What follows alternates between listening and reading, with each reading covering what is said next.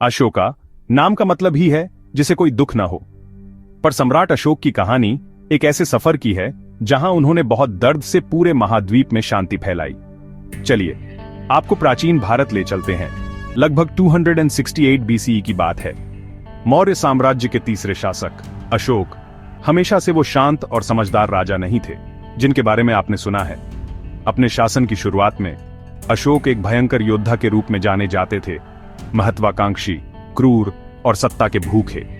उन्होंने अपनी सल्तनत को लोहे के मुट्ठी से बढ़ाया, अपने दुश्मनों को कुचला और नए इलाकों पर कब्जा किया। पर एक लड़ाई से सब बदल गया। कलिंग युद्ध 261 बीसीई। वो बहुत क्रूर था।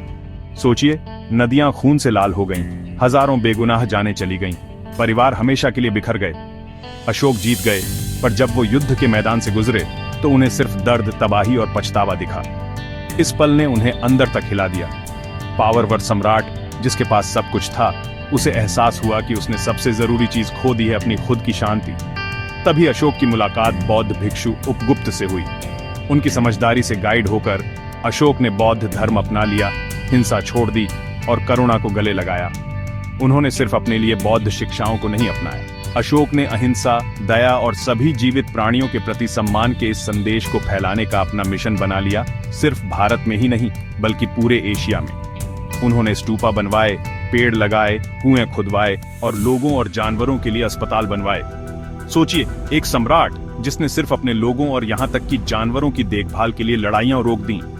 अशोक का अपने लोगों से बात करने का अनोखा तरीका पत्थरों और स्तंभों पर बने शिलालेख थे। उन्होंने अपनी नीतियों और नैतिक मूल्यों को अपने साम्राज्य भर में पत्थरों पर खुदवाया। सहिष्णुता, सम्मान और सच्चाई के महत्व के बारे में संदेश। इनमें से कुछ शिलालेख आज भी ऊंचे खड़े हैं, जो हमें उनकी महानता की याद हटाते हैं।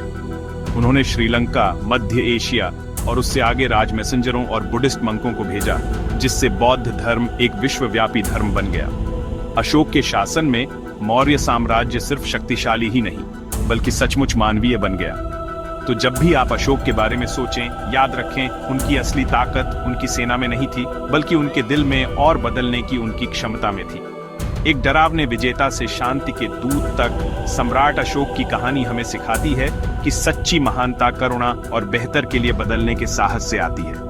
और ये एक ऐसा सबक है जो आज भी उतना ही प्रासंगिक है जितना 2000 साल पहले था।